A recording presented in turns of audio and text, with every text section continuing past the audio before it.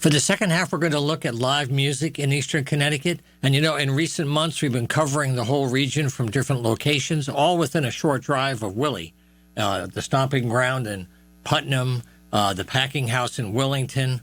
We're adding the Strange Brew Pub in Norwich soon. We're talking to the owner of that. But we're trying to get a little map together to help give artists a way to let their news get out before events and to help fans connect to events as well.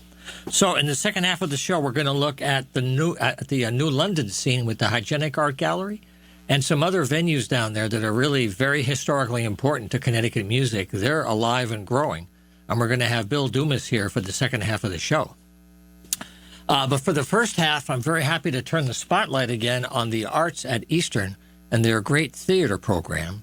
There's a new presentation coming up at the end of February. And we have the director here and a faculty member who's been on the show many times. Kristen Morgan is here in the house today. And we also have two students who are part of the crew working to manage and control the staging and all the setup. We have Julian Martin here in the house, as well as Zola Daly. So anyway, thank you all for being here today. I appreciate you coming in early. We'll have a chance to share our video of our show to help other people learn about the show ahead of time. So maybe, Kristen, you could give us an idea of this particular theme, the approach, and then as we get into the staging, we'll bring you in about how you're going to tell the story. Sounds good. Great. Thanks again for having us on the show. It's always a treat. Great. So this play is called The Nether. It's a fairly new play. It was written in 2013, and it was actually developed at the Eugene O'Neill Center here in Connecticut. Right. So it's won many awards. It's been on Broadway. It's played in the West End of London.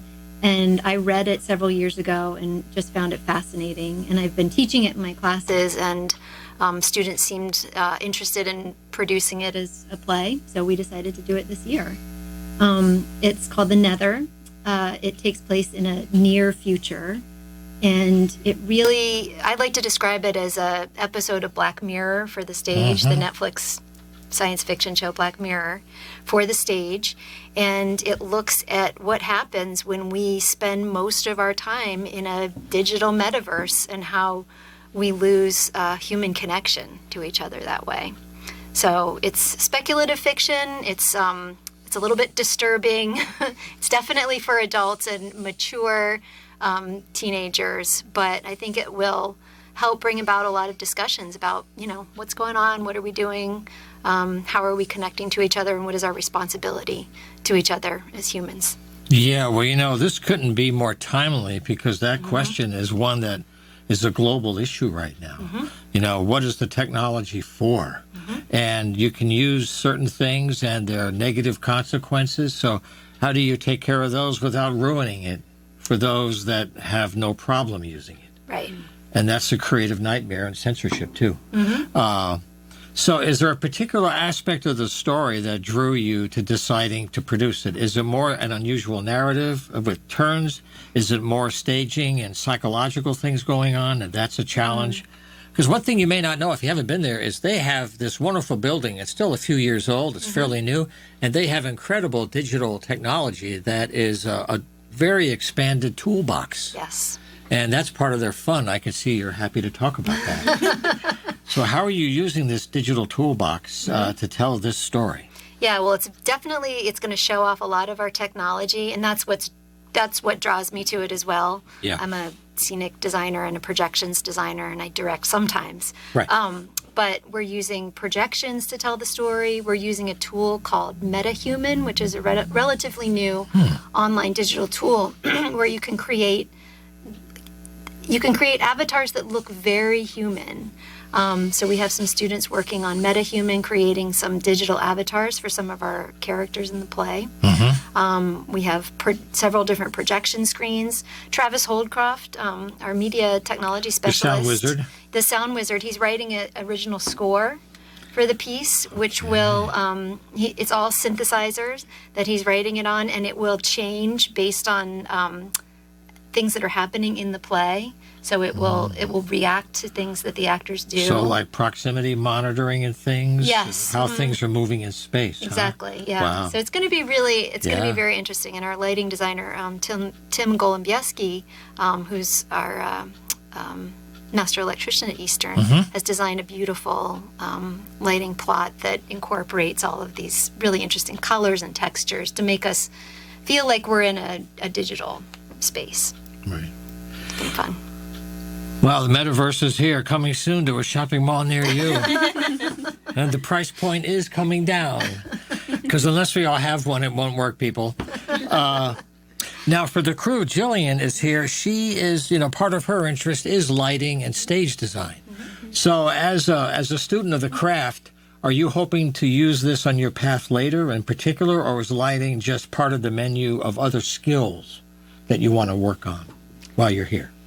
I'm not entirely sure yet. I definitely would like to do lighting work in the future. I haven't quite figured out exactly what I want to do with my path at theater because I haven't had much experience doing backstage work in theater, but I started doing it last semester as a way to get extra credit in one of my classes that was taught by the head electrician, Tim Golubieski. That's how it works. It's great. Yeah. Well, the class becomes a lot more. Yes. Yeah. I really fell in love with what we were doing, and I thought it was really cool and really interesting. And it felt really cool to be like, yeah, I know my way around the theater. Like, I can go up on the catwalks. I've been up on the tension grid. I know how to hang a light. I know how to use lights because the lights that we use in theater, they're universal. Like, you use them in concerts. You use them all across the world. So I know somebody who worked at Mohegan Sun and worked for some of the concerts there and was able to see some of the celebrities that I like and the music that I like. So I think that that's just a really cool skill.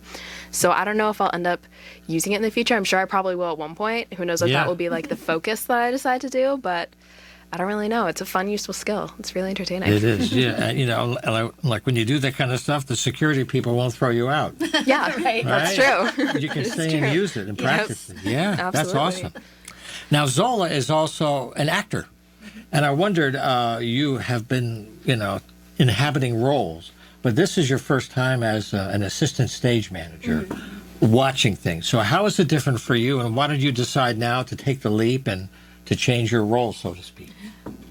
Honestly, we were just having a meeting. I think it was the freshman orientation meeting. Overall, they were coming together and saying, hey, just overall, we do need people in crew, different experiences, things like that. I am an acting and dance concentration at Eastern, and that was my main goal. And I was like, you know what, it wouldn't hurt to step out my comfort zone to learn something new. So I just went up to Kristen and I said, hey, is there any way or any opportunities for me where I could be stage manager? And I've never stage managed before, and so she's like, you can be assistant stage manager. There you go. And so I was like, okay, that's great too, because I'm learning different things. It just overall, I just wanted to see what else is going on, because when you're an actor, I'm not going to say that all of us stay in our own heads, but you can see that with some actors, they don't really think about others, and when it comes to crew and lights, but everything is everyone coming together. It's not everyone sees the actors, but they don't see what's going on behind the scenes. And I think it's important to take note, and it really humbles yourself as an actor to just be able to do these other things, to see what's happening with lighting, to see, hey, what taking notes, and seeing what the director is actually doing, and not just listening to the director, but seeing the director's vision as well. So that's one of the main reasons why I wanted to just see a different experience on the different side of it. Do you think most actors are sensitive? You're very sensitive to it because you're fine, right? But actors have their own stresses and issues about getting ready. And here I go into this thing, and they may unintentionally not connect well. But I wondered how it plays out in reality on in different shows. I think that actors are very sensitive. I'm not gonna lie. Actors are very sensitive, but I would also say that set is I can say it with anyone, set and lighting are very sensitive because they all have a job. And I think what the block is that they're all doing their job, but it's just more so you need to see the jobs coming together, because that's what creates the whole production of it all. And so I think it's important for actors just to see what else is going on in set, what else is going on in lights, and it just really it humbles you, because with lights and sound and props, they know they're working together and they know that they all have each other's back. But I think it's important for actors because they're just kind of just on stage and they're just expecting these things, oh, my prop's gonna be here. So it's just definitely humbling. It just helps overall, and I think that's really what creates a team when you put yourself in their shoes. You're literally putting yourself in their shoes. I think I think every actor should definitely work some type of backstage, and if not, you learn something as well, if anything. And one of the things I love about theater that's most unique compared to the film medium that I probably love the most is you you recreate everything every time. In a movie, you work it out, you're done, enjoy. Yeah. But this is a living thing every day, right? So the crew, every day, different rhythms. That's part of your fun. Yeah. Yeah. Do you still have that wonderful voice class for actors? Is that still available? We do, yes. That was pretty legendary because Yep. it was about your voice as an instrument way beyond acting, right? Yes. Can you talk about that and how this is part of what people learn? Yeah, so actually, JJ Cobb, who teaches that class, I think it's called Stage Voice? Yeah. Yes, it's Oh. called Stage Voice. Surprised. She is on sabbatical leave this semester, so we don't have a voice teacher. So we actually hired somebody. His name is Nick Rosler, and he's a professional actor. He had just worked with Anya Sokolovskaya, our costume designer, on another project, and we brought him in to do vocal work with the students. That's normally something I would have asked JJ for help with Sure. if she were here. Sure. So it's just so important. It's so important for the audience to be able to understand what's being said, to be able to follow the story, to be able to represent your character with voice. Oh, yeah. It's just really vital. And now with JJ's been, she's been sort of redoing the class to incorporate voiceover work and film and television and even more types of voice acting because Yeah. it's really just expanding now. It's another career path, It yeah. is. And the technology is accessible. It's affordable now. It's not as expensive as it Right. used to be. So you can access the marketplace. Are there other practical aspects now? Because the program has really grown and there's different offerings. So we talked about voice and how important that is. Are there other parts of the toolbox that people can get a chance to experiment with? Well, on this show, we kind of have everything. We've got a lot of interesting props, some of which you guys are building Yep. from building from scratch. They're using a 3D printer to create a lot of our props for the show. Very nice. We've got projections on this. We've got lighting. We've got the composition and also sound. Travis is setting up an ambisonic sound system in the studio theater. I don't know. Do you remember the Wolves, the soccer play that we did Yes. several years ago? Indeed. That was ambisonic sound. So it's a special surround sound where you feel like you're in the actual space. It's more immersive, yeah. Yes, it's Yeah. immersive. So we're It doing. also gives you a little top and bottom. Yes, exactly. Top and bottom. Usually it's this way. Yes. Yeah. Wow. Yeah, so it's immersive sound. Even Awesome. the costume design is going to be incorporating maybe some LED technology and other things. So we've got like everything in this really, except for film. We don't have any live film in here. We still have time to edit in, I guess. Well, there you go. Worked out for the next show, Yeah. which I'll ask about in just a moment.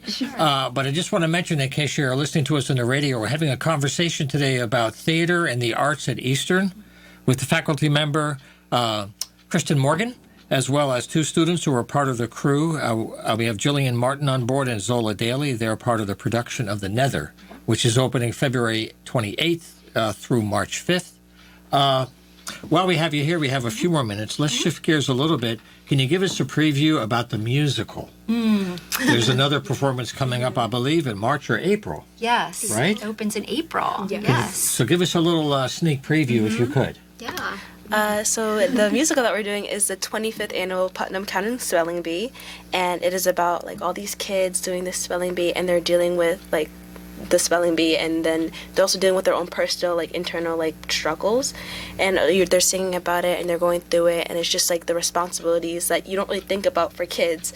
And it's a bit of a comedy, and the comical part about it is that no one here is like 5 or like 11 years old playing in like these roles, so that's part of the comic about it, and it's just like all comes together, and it's just a lovely show.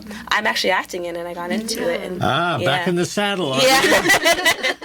So you're playing one of the kids? Is this what Yes. it is? You're inhabiting the child within? Yes, I'm playing Oh. Slavsky. Is that the name? Schwarzy. Oh, I thought you said Stanislavski. No, Stanislavski. Whoa, that's a heavyweight. Yeah. We're moving up here. Stanislavski, my God. Jillian, are you acting in it too? I am, yes, I did get cast in it, yes, as well. And what are you doing? I am playing the character Olive Ostrowski, who is in that show, which is one of like the main spellers as well, who's also one of the little kids. And then I also, when I have time, I will also be doing more lighting work probably with the director, because the director of the musical is the master electrician who's been doing lighting design. Wow. So, Yeah. It's going to be fun. So that'd be another great one. And that's just another example of the variety of different kinds of skills. So you can go to the website for Eastern Connecticut State University, easternct.edu, and through the university website you can find out, I guess Showware is the company that does the ticketing, so you can get those tickets ahead of time. Yes. Are there any plans in terms of end of the year? Is it going to be 2 shows this Two semester? more shows this semester, yes. 2 more shows? Yes. Yeah. And are there any changes that you're planning for the year ahead, or anything in terms of projects that you're developing? I know one thing I wanted to ask you briefly that Kristen's been doing for a long time is a historic thing about Connecticut history. And Central Connecticut is a historic base for tobacco farming. And you're doing a big documentary about that with Brian. With Brian Day. And you were going to come back and give an update on that. We will do that. Are you hoping to finish that by spring or summer? What's your current vision about this? There's a lot of footage they shot, lots of interviews. Yeah, we've taken a little break from filming to do some editing this year. Yeah. And just for the winter. And we're going to start filming again probably end of February, beginning of March. And we're doing some screenings. I know we're doing one at the Letty Taylor Tobacco Museum. They're going to have a reunion of folks who work tobacco, and we're going to do a screening of one of the episodes there and have folks watch it and reminisce about their time. And then we're hoping to wrap up everything by the end of next year and start trying to put it out for distribution. Nice. So we've had interest from Connecticut Public Television, and we'll see where it goes it's a from natural there. for them. Yep. Because you'd be surprised who worked those tobacco fields. Everybody That's you the talk surprise. to, it's amazing. Yeah, guys like Olatunji, right? Babatunde, a Nigerian master. Yeah. As a young dude going to college. And he's working in Windsor, I guess it was, or up there, Bloomfield maybe. So those stories are great. Yes. Yeah. It's really interesting. So try to do a lot of different stuff, get the students exposed to a lot of different stuff so that when they get out of here, they can go to a graduate school, or they are ready to like get right on the set of a film or a play and just get to work. Yeah. So for you two, maybe just to close out, I forgot to ask you how far along you are in your programs. Are you juniors this year in terms of your travels? What's it been like for you so far compared to when you first came and you took those first steps? We are both first years. Oh, wow. Yeah. You We are don't both sound first like years. it. Although I'm generalizing. I have to be careful. I teach there too. I can get hung for that. Yeah, I got to be careful. We can talk about just our experience. I would say that Easterns are very welcoming. Like, just overall, like, everyone was very welcoming. I felt very comfortable stepping onto Eastern. I made friends very easily. And just me and Jillian were both in the same improv class last semester. It was really and fun. we still talk. Like, we still, like, whenever we see each other, like, it's very, like, exciting. Like, we're doing this together. But it's just all welcoming, and I felt like at home. I didn't feel like, even during break, I was like, I'm excited to go back to school, which is something you never think about, because, like, when you're a kid, you're like, oh, the break's almost over. So, yeah. What a concept, huh? It reframes everything. Yeah.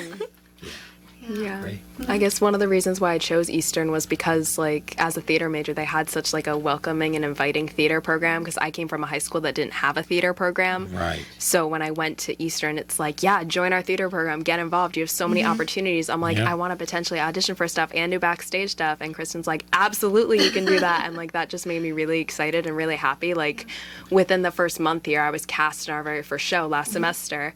And then I was, like, immediately getting involved in the second show and like immediately doing that. And then I originally auditioned for the Nether and didn't get in. And then like the next day after the cast list came out, Kristen emailed me being like, do you want to do prop stuff? I'm like, absolutely. Yeah. So Learn I it just all. love how I'm just able to get so involved and have that amazing like theater community, and everybody just is always saying hi to each other. We're always hanging out. We're always just seeing each other. Yeah. And it's a really great like close-knit community. I would family. say. Yeah. It No, I is. completely Yeah. agree. yeah.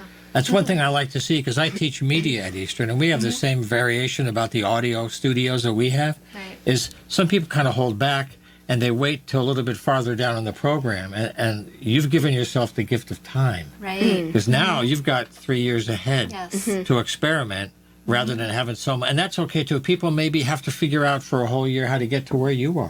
Who knows? Sure. Everybody has their own trip. But the idea is the technology's there, the tools are there. And it's fairly recent that these upgrades have happened. Yeah. So seeing this cycle accelerate is a nice thing. Yes. So I wish you a great thing. I'll say break a leg, but that's tasteless. I'll do it anyway. I have to. It's part of the job. Thanks, John. But I thank you, Kristen, for the good work. Yeah, thank you so much. So we'll have some folks back for the next show That'll be great. about the music. Oh, a quick question about the musical. When you play an 11-year-old, are you playing it trying to be like a true to the person straight 11-year-old, or is it like a little absurdist humor that's built in that, you know, it goes beyond the conceit that we give it, but that you play it that way? I think it's a little bit of the humor in it. Yeah. That's what I was talking to the director, and he was saying like that's kind of like the fun in it, that we are like 18 years old and playing Right. 11-year-olds, but Right. you know, bringing like real problems that like real 11-year-olds and Right. real kids have like to light, even though you can have these problems even if you're really little, like family struggles or Right. pressure and that. Being sort of 11 thing. is stressful. Yeah, it is. Like that's like 5th grade. That's a lot. That's moving to middle school. That's a lot. Hopefully, teachers never forget what it's like to be 11. Right. Yeah. Right. That's a lifelong trip. But again, thank you for being here. I wish you a great semester ahead, and we'll have you back in the spring. Awesome. Thanks, John. Thank you. Thank Alrighty, you. you bet. Okay, well, this is on the home front here on WILI. What we're doing now is taking a short break for some messages. Then we'll come back and continue our conversation about live music across Eastern Connecticut. Stay with us. Okay, we're back live here. By the way, on the home front, we've changed our format this year. You may have noticed that we're on video now on YouTube. WILI has a block of information shows Monday to Friday at 5 o'clock, and they're all connected to the YouTube. So when you watch the show here, you can get it through YouTube. If we have guests coming on, the thing that we're trying to work out is if you're doing an annual fundraiser or a special event, if you come on a few weeks early, you can come on and then just get the link to the YouTube video and use it for your own promotions. So it's a way for us to get our stories, to get you to let people know what's up, but then you can reuse it. That's the idea. And the audio from these programs is also rebroadcast on the Eastern radio station, WECS, on Wednesday afternoons. So in this way, this conversation can go on another radio station. And we're trying to use our media very carefully. And one thing I'm enjoying since last year is looking at live music, which is coming back after COVID. People are ready to come out and hear music. Musicians are ready to play, and venues are looking to have things happen. And I have a friend for many years who's involved with music in so many ways, as well as film and video. His name is Bill Dumas. Bill, welcome back to the studio. Thank you. man. Good to see you. Yes, Great indeed. to be here. He's been in Connecticut. He was also for many years working out in L.A. He's been involved with the record industry, vinyl siding records. He's playing now in several bands, the Whales and others. And there's an event coming up that Bill's here to talk about. But it's also part of our network that connects venues. And Bill is in the southeast area. We're going to add them to the mix. We're looking at the Strange Brew Pub in Norwich, which we hope to involve. We already have the Stomping Ground in Putnam, and we have the Packing House in Wellington. So we're trying to get people to be aware to help promote each other and help musicians find gigs. So Bill, let me ask you now, let's start out with what's happening with some of the people that couldn't make it in today. You have a special event. So let's start with that, Right. and we'll broaden the story. Yeah, so we're getting to the midpoint of the annual hygienic art show, which is called Salon des Indépendants, based on the Impressionists art shows back in Paris when artists couldn't find a place to exhibit their work. This is back in 1919, turn of the century, 1920s? Yes, that's right.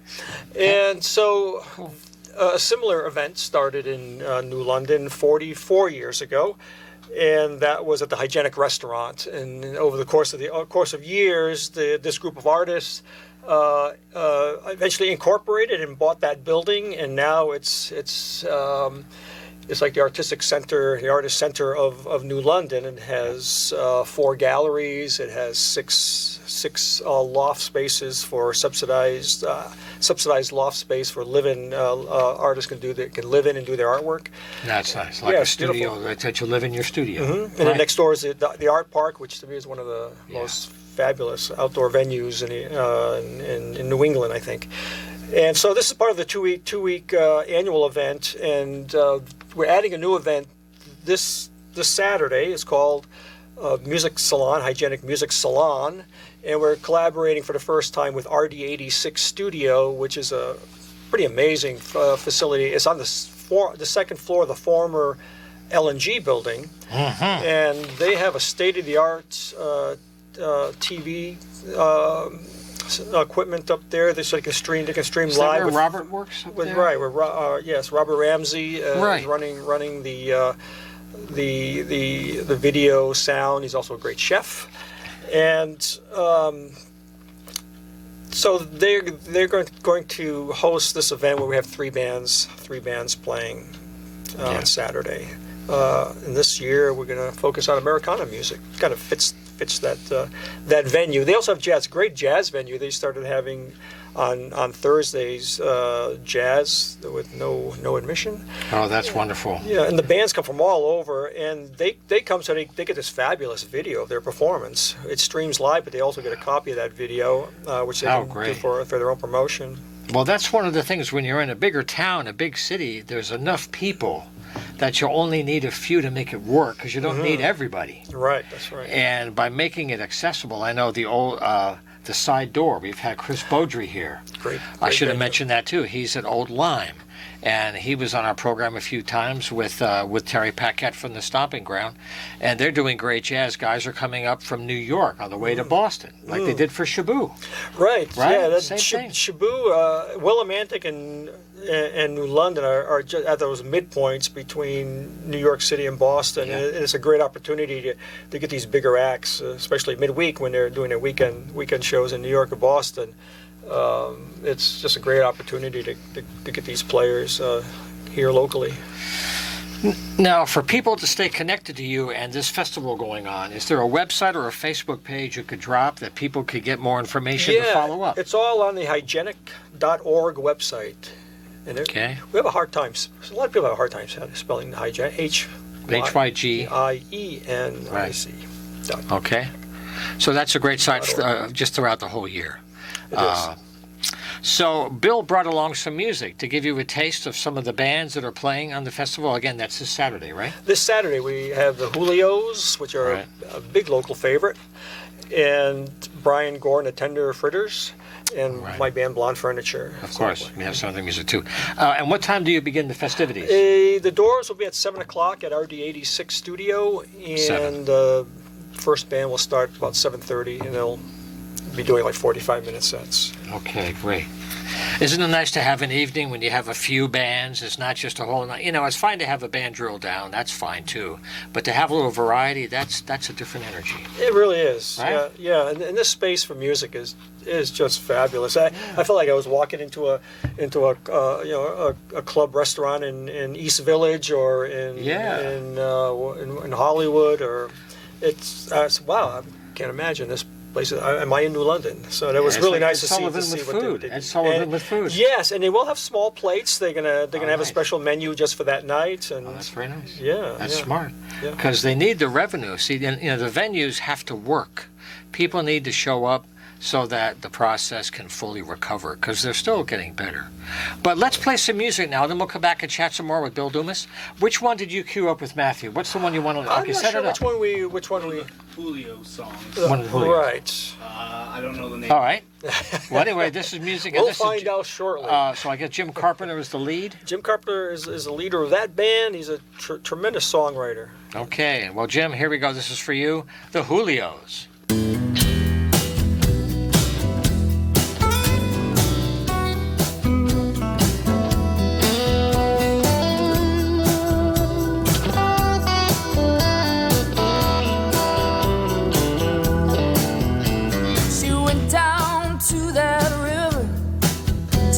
That preacher speak her name.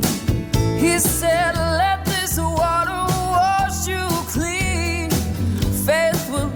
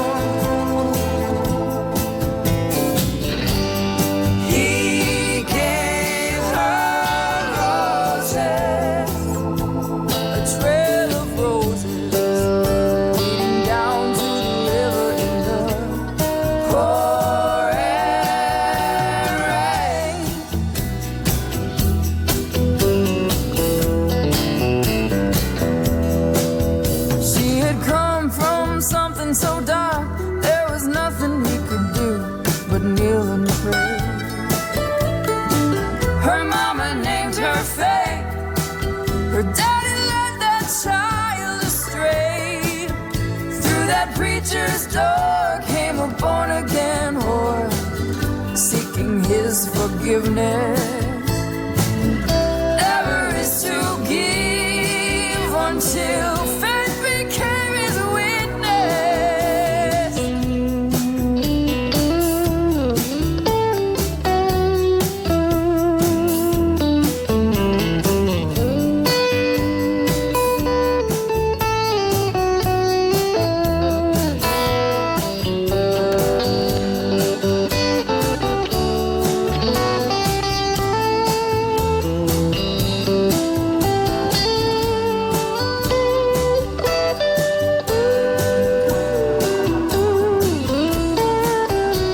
They loved till the summer took her mind back from her and burned that river dry.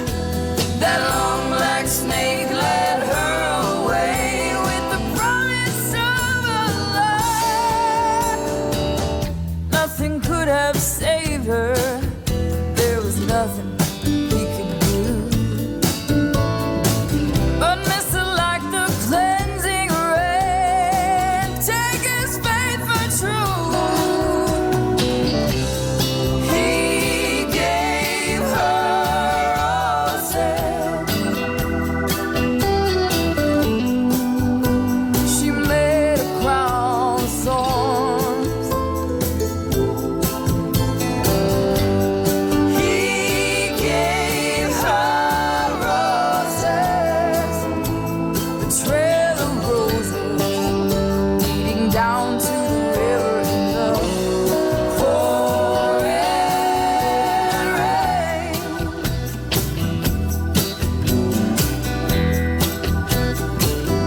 In the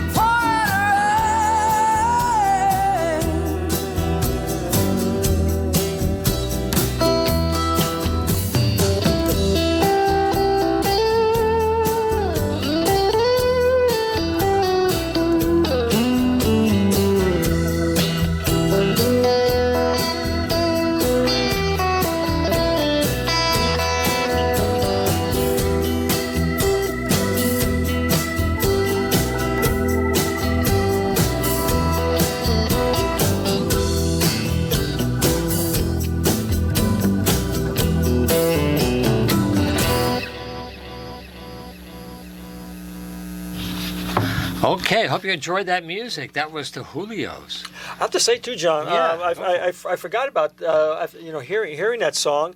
I had asked Jim Carpenter for music for my feature film that we talked about before. I shot 20 years ago, and it's been on the back burner ever since. And in post production now, a company in LA is finishing all the post production on, and they want to distribute it. And, wonderful! We'll have to have you back for that this year, maybe. 23. I hope so. I certainly hope so. Yeah. But when you're editing music, you're using temp. You use temp music, and then you got to replace it at some point because you can't afford the licensing for Bonnie Raitt. Which was a song I was replacing. In the opening credits, I was using a Bonnie Raitt song, and so you have some placeholder music to hold it. Yeah, for exactly. Right. And it gives you a sense of how the music fits the mood of the music that you want, what kind of mood you're creating. So there's a lot of creative stuff that you're using the music for. Yeah. And so I know I probably can't use Bonnie Raitt's song. So I was listening to the Julios, and I came across that song. I said, "Oh my God, that perfectly fits to replace the Bonnie Raitt song." So now we're actually going to be using several of their tunes in the movie. Cool. Yeah. We'll have you back when that comes out. Yeah, hope that happens. A very nice project Bill did several years ago that we did on the radio several times is about the MIAs. And it got quite a bit of attention. It was an issue where people had forgotten. They've been preoccupied, how life carries on and things just kind of sit. Well, you did a lot of work. I know you had, was it Senator Blumenthal or was it Joe Courtney? Folks acknowledged your work and you were helping people to remember. Right. Yeah, it's easy to forget, especially in this case being my documentary focused on the Korean War, and that's many years ago. That ended in it's actually in stalemate in 1953, so that's quite a long time ago. But yeah, that's still an issue. There's a lot of families still dealing with that on a very day-to-day basis. That's unresolved, yeah. But that's an aspect that, Bill's working in different media as a storyteller. And I want to mention, too, this is something from willimanticdowntown.org. This is available, and it's an idea of what we're talking about. It's a map inside of downtown Willimantic. You don't have to worry about the camera, but it's a map of downtown. And it has dots for every kind of organization or business, so somebody traveling through can find their way. But it's a way for a business or an art organization to make sure that their gallery is on the map. So if you can imagine this for live music, that's what we're trying to do between Tallinn, Wyndham, and New London counties, is a musical map like they have for Artist Open Studio. So this way, people that like live music can easily find where it is. Here's the website, here's the schedule. Because as a musician, how many times the challenge is making sure people know. It's always the case. We talk about this all the time. Oh, I didn't know you were playing last night. It's getting that information out. Yeah. It's nice to see in New London we have a website. Megan Killamade has a site called WhalingCity.com, and it's WALING, Whaling City, not the the mammal, the whales, but Whaling City.com, and it's such a great go-to site that has a very, very complete calendar of all the music that's going on, and then has articles and interviews and things like that. So it was the site went dark and came back again. So we really missed it when it disappeared. Disappeared during COVID. Sure. And as a lot of things disappeared, and it's back. And I still find that people have gotten so accustomed to just staying at home. It's hard getting people. I mean, there's a lot of people coming out again, but there's a lot of people that are not coming out. And I'm hoping we can light a fire under all the people and get them back to hearing live music. Yeah. Every guest is feeling optimistic, but they're concerned because people are also in recovery. We went through a real mess, and there's no way to minimize that. But part of the recovery is opening the window and letting fresh air come in, no pun intended. But the idea for you now that leads us to our next song is that Bill is very active as a musician. He's in a band called The Whales. The Blonde Furniture is playing at this festival this Saturday night. This record came out about a year and a half ago now, right? Yeah, I lose track of time, but yeah. It's called Music for Early Century Modern, and it's got a really nice mix of tunes, and there's one in particular that is one of my favorites from Johnny Cash, is Ring of Fire, and Bill gave a really nice spin to that. But I wanted to talk to you before we hear some music. As a player today and as a producer, what's the environment like for musicians who want to create music, not so much on the venue side, but now the creation side? How's that working? Yeah,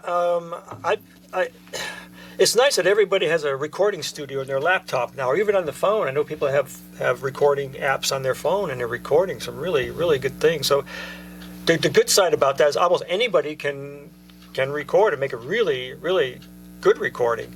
And the downside of that, it's not really a downside, but in a way it is, because there is such a plethora of music now that it's very hard to get your music noticed. Yeah. So there's a lot more music out there, It's a and wave. it's so difficult to get noticed. We put stuff on Spotify, and you can put your music up there. You can tell everybody on your social media to go listen to the music.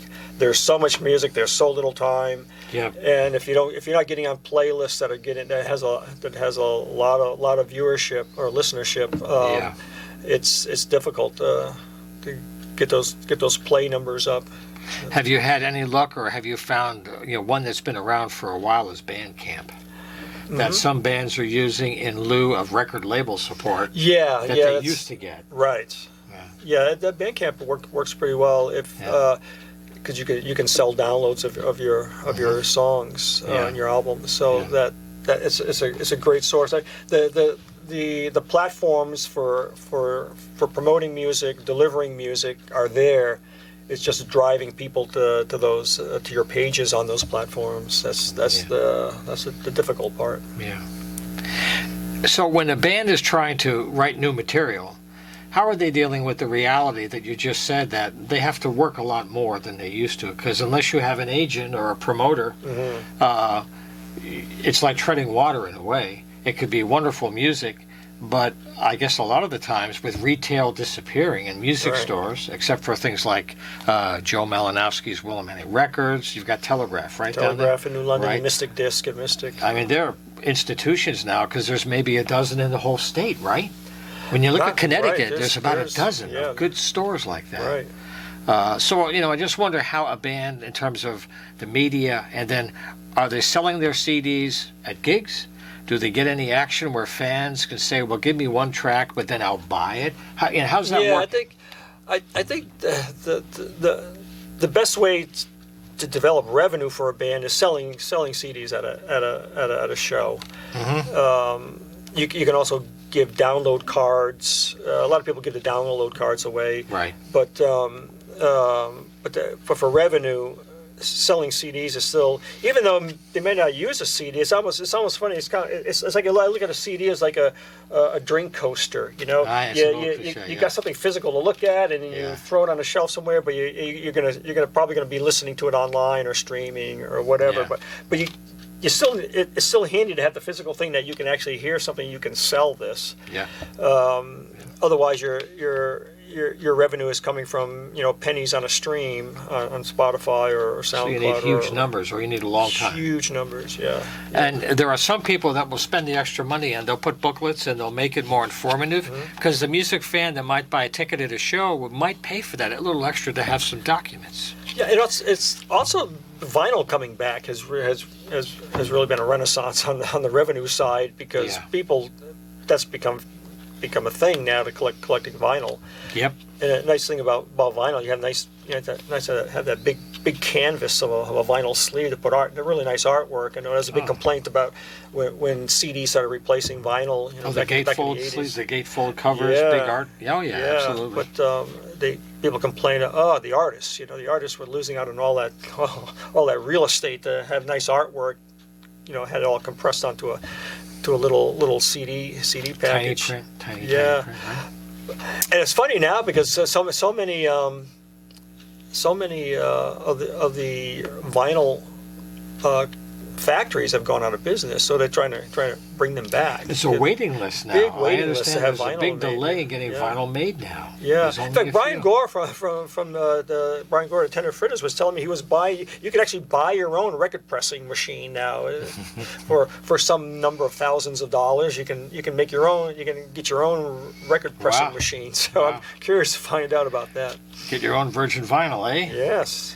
Yeah, but what we're going to do, we have time for part of a song. I want to hear this, because I love the song Ring of Fire, Johnny Cash, rest in peace. But Bill has a nice rendition that's very different than what you may be expecting. So let's hear some of this tune. This is Blonde Furniture.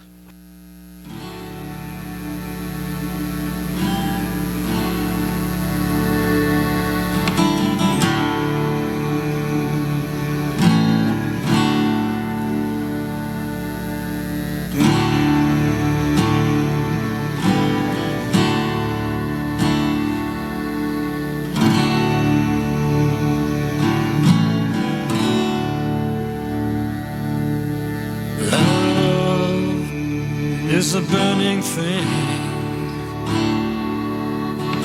and it makes a fiery ring, bound by wild desire. I fell into a ring of fire. I fell into a burning ring of fire. I went down, down, down, until the flames grew higher, higher.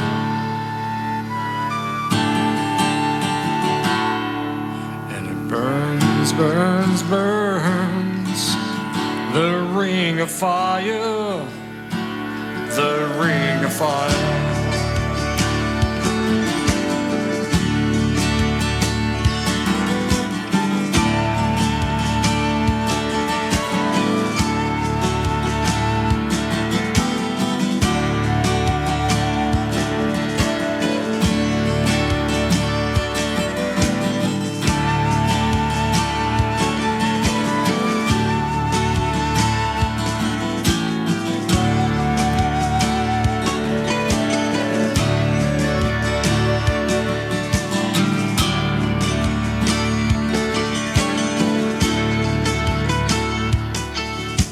taste of love is sweet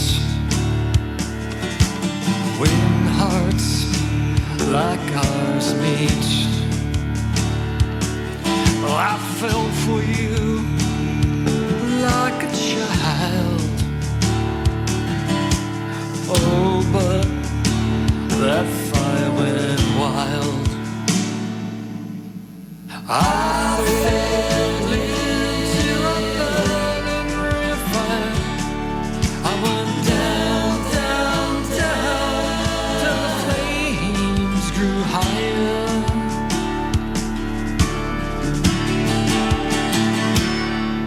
And it burns, burns, burns.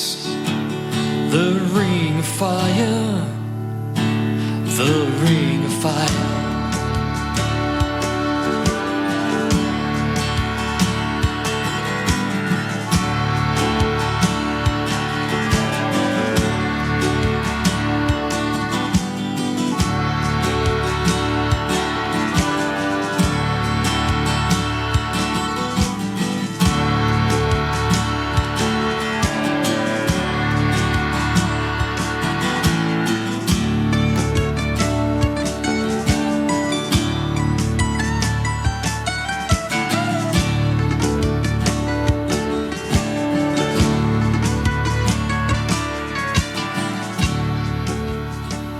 Okay, we had to fade it out just a little bit, but I hope you enjoyed that. That was Ring of Fire, Blonde Furniture, music for early century modern.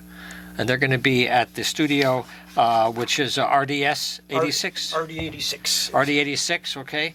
And that's going to be Saturday the 5th, 7 o'clock with the other bands that Bill mentioned. Now, also, the following weekend is the last weekend of the festival. You want to give a quick preview before we go? Please. Yeah, so the Hygienic Art Show ends a week from this Saturday, and we're hopefully going to have a little party at the Grande large format art across the street from the Guard Theater in downtown New London. It's 312 State Street. So all our large format art and sculptures in a space there, former Hannafins and Deb's restaurant, and we might have thinking about having an acoustic music night there. So for that Saturday night. Yeah. So I want to close with two websites. One is if you want to go to hygienic.org, you'll be able to find out all these events that Bill's talking about during the year. We'll look forward to having Bill again when he comes back in terms of other events this spring, or else the video when it's finished. And to learn more about Bill's work and all the media work that he does is BillDumas, DUMAS.com. So, Bill, I want to thank you for being here, man. It's great to have you back in the studio. Great to be here. And we'll continue again, and we'll have some people come back again and continue our talk. Yes. Okay. Looking forward to it. So we're trying to get the word out about live music in Connecticut. And our time is gone right now. Thanks very much for staying with us. Thank you, Matt, and we'll see you next week. Thanks, Take Matt. care.